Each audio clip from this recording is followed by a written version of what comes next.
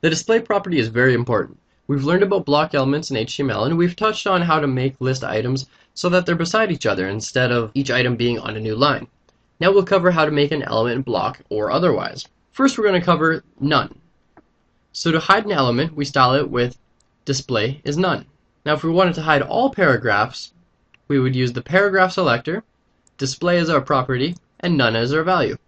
We can apply this to any class or ID, not just entire elements. Now we usually use this hand in hand with JavaScript. When the user clicks something, we can make a certain area show up instantly. It looks like the page is loaded super fast and the user is pleased, when in fact the hidden element was already loaded, but it was just hidden from sight. When you use the display none declaration, your element will not show up at all. No outline or spacer where it should be will appear, and it won't even leave any white space either.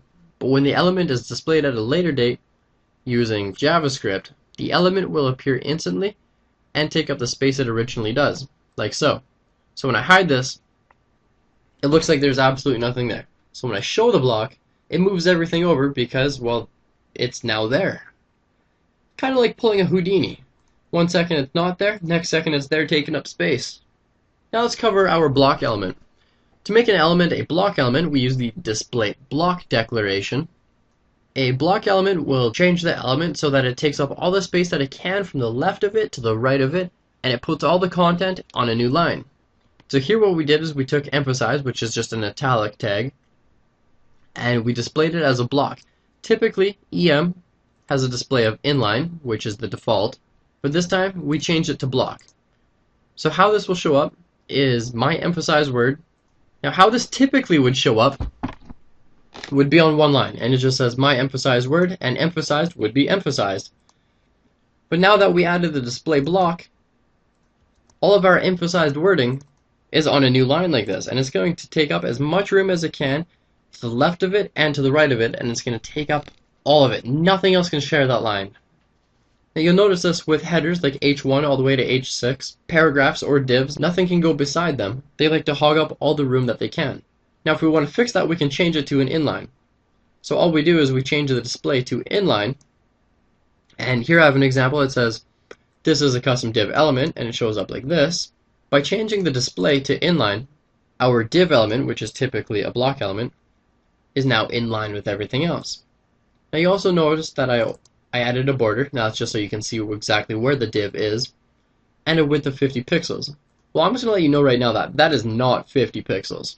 The inline display will always try and use the smallest amount of space that it can, regardless of the defined width. However, our div element is now in line with all the other words, so it's a little bit of a trade. You can get rid of the block element status, but it also gets rid of the width and puts everything together, or you can just duke it out with block and have the width that you defined. Now an inline display is great for using unordered lists to create a navigation system on your website where each navigation option wraps tightly around the words or images that you're using. You've probably seen a drop-down box where you put your mouse on one of the navigation boxes and something drops down. Well, if you look at the source of that, most times that is used using a list. And when we use a list like that, well, we need to change the display to inline so that we can have more list options beside each other. Now what if you want an element that's inline but has the width that you define? Well, in that case we would use inline block.